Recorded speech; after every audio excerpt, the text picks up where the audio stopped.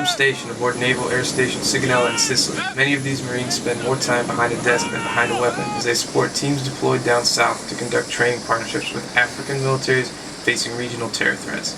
They work in offices and warehouses, making sure that the behind-the-scenes communications, logistics, and administrative work that keeps a unit afloat gets done. On the evening of February 3rd, they board CH-53s bound for the Djiboutian wilderness and leave the paperwork and inventories far behind.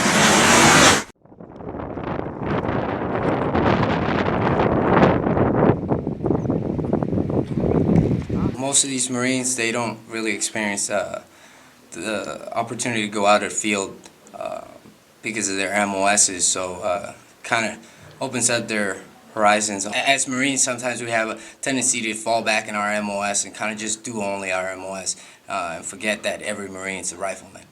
The first day takes a group of Marines, their corpsmen, and a handful of soldiers on a punishing 10-mile hike through the windswept desert floor to reach the inland firing ranges. The scenery is striking, but the fast pace of the movement takes a toll on the men. I'll take a cookie.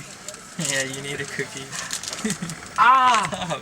The team arrives on the range to find a group of French Marines already at work. The forces trade weapons and meals, with U.S. troops sharing M4s and MREs, and the French showing off the FAMAS and their slightly more refined field ration. And it's all good stuff that we don't normally use or eat, like pate. It's awesome. The next morning, the Marines start their own shooting package. Okay.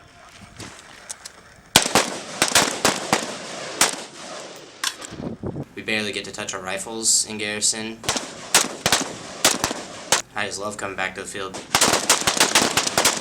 From early morning to late at night, they go through more than 20,000 rounds, donning NVGs to continue in pitch darkness.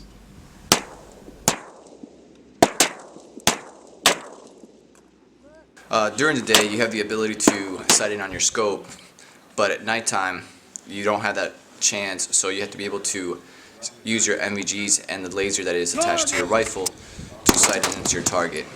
This ultimately, though, gives us an advantage over the enemy in the battlefield.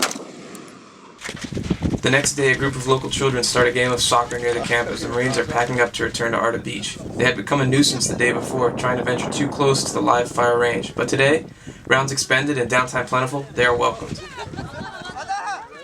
It's one of the sports that I grew up playing, so it was fun sharing time with them and playing the sport that I love. Back at the beach, it's time to start practicing land navigation.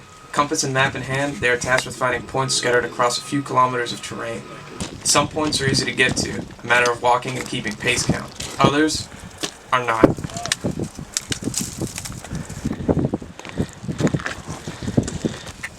A round of patrolling ends the training, leaving the Marines with a free morning as they await extraction. They make the short hike over a nearby ridgeline and take the closest thing to a bath that any of them have had in over a week. Hey, you want some of this? I can't see what you guys have in your hands. Soap. Yes. Later that day, their extraction birds arrive to fly them back to Camp Lemonnier, where they'll take a real shower before the long KC-130 flight back to Sicily.